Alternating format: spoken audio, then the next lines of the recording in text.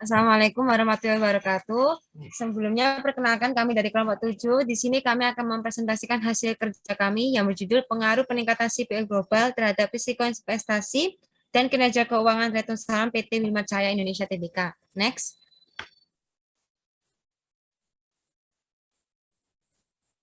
Sebelumnya, izinkan saya memperkenalkan diri dan anggota kelompok saya. Yang pertama ada saya sendiri, yaitu Melinda Ramawati dengan NRP 023, Haryanti dengan NRP 003, Atta Diani Sina Putih dengan NRP 106, dan Manfa Alia Iza Baktiar dengan NRP 108.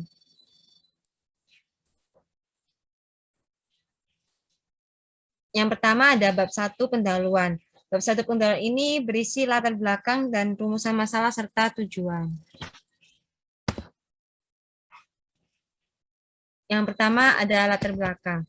CPO sebagai salah satu kebutuhan minyak yang banyak digunakan masyarakat di dunia membuat banyak negara melakukan kegiatan ekspor dan impor untuk saling memenuhi kebutuhan mereka.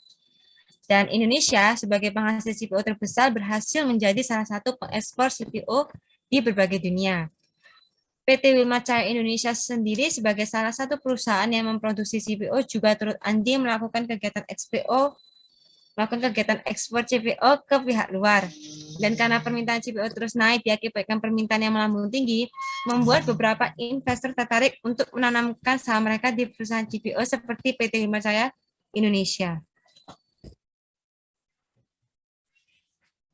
Adapun rumusan masalah yaitu bagaimana mengetahui peningkatan CPO terhadap risiko investasi dan kinerja keuangan dengan menggunakan metode analisis kuantitatif yang mampu memprediksi risiko apa yang akan dihadapi dan cara meminimalisirkan risiko tersebut. Sedangkan untuk tujuan penulisan, yaitu mengembangkan model analisis kuantitatif untuk memprediksi, mengetahui, serta mencari solusi untuk meminimalisir tingkat risiko investasi pada PT Wilmar Cahaya Indonesia terhadap kinerja keuangan perusahaan.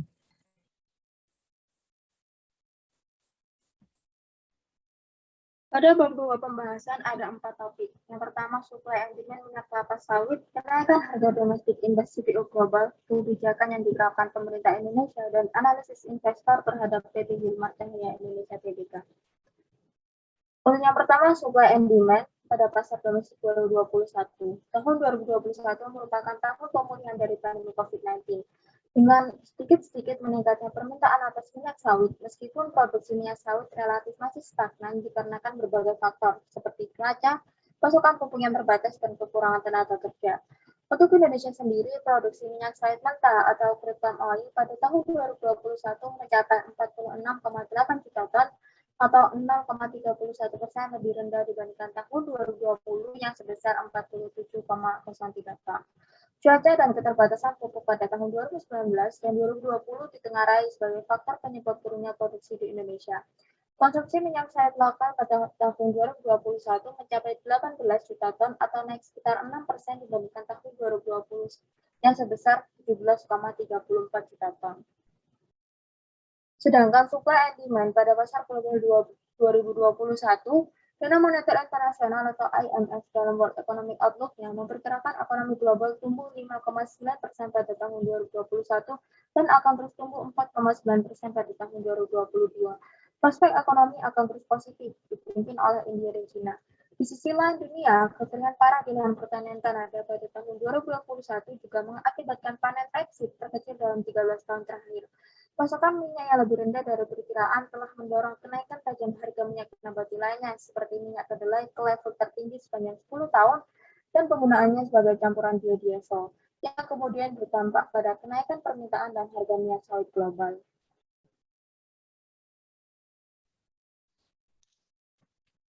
Sepanjang tahun 2021, harga CPI internasional meningkat signifikan sebesar 36,3% dibandingkan tahun 2020. Itu disebabkan oleh COVID-19. Produksi CPI di Indonesia sendiri menunjukkan tren penurunan sejak tahun 2019. Tahun 2021 turun lagi sebesar 0,9% menjadi 46,89 juta ton. Menurut Gabungan Pengusaha Kelapa Sawit Indonesia, pangsa produksi CPO untuk bahan bakar nabati meningkat 24% tahun 2019 hingga 2020, dan peningkatan ini diikuti dengan penurunan pangsa CPO yang diolah menjadi komoditas pangan seperti minyak goreng di Indonesia. Next. Kebijakan pemerintah Indonesia meliputi subsidi minyak goreng domestic market obligasi dan domestic price obligasi. Next. Perbandingan saham PT Wilmar Cahaya Indonesia tahun 2020 dan 2021 dari rata-rata 9,952 pada 2020 menjadi rata-rata 16,809 pada 2021. Terjadi kenaikan harga TPS dalam rentang tahun 2020 hingga 2021 dari rata-rata harga 1,821,91 tahun 2020 menjadi 2,595,75 di 2021. Next.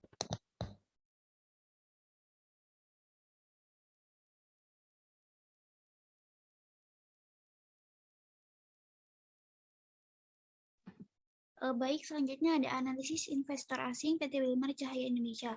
Jadi data di atas merupakan volume saham terbaru yang dilakukan oleh para investor asing pada PT Wilmar Cahaya Indonesia selama April 2021 hingga Maret 2022. Pada tahun 2021 terjadi kenaikan pembeli sebesar 271.400.000 dan dengan penjualan sebesar 1.400 sehingga mendapatkan net sebesar 270.000. Hal itu terjadi pada bulan Oktober hingga Desember. Lalu untuk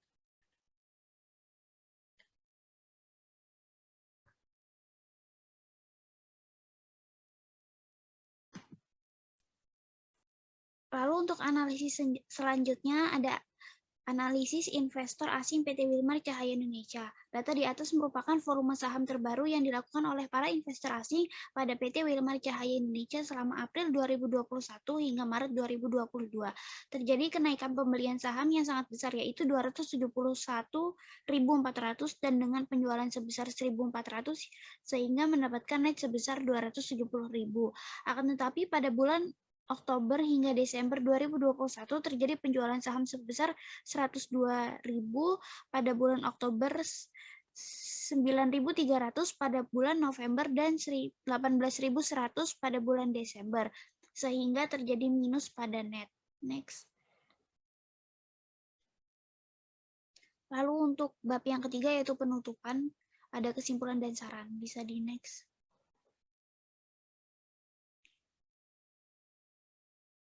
Lalu untuk kesimpulan, adanya pandemi COVID-19 sangat berdampak pada perekonomian yang terjadi di Indonesia, khususnya dalam hal bisnis. Perekonomian pada tahun 2021 bisa dibilang stagnan, dikarenakan tahun 2021 merupakan pemulihan ekonomi di Indonesia. Permasalahan yang terjadi adalah bagaimana cara meningkatkan pengaruh CPO global terhadap risiko investasi dan kinerja keuangan return saham PT Wilmar Cahaya Indonesia Tbk.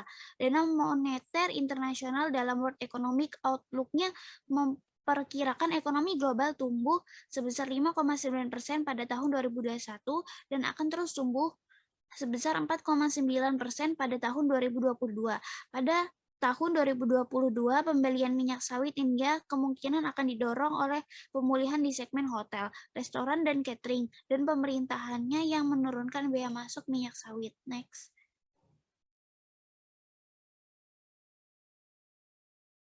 Lalu selanjutnya ada saran. Yang pertama, tetap mengikuti kebijakan pemerintah pada bidang industri CPO. Lalu yang kedua, pemerintah dapat meningkatkan nilai tambah CPO dan turunannya.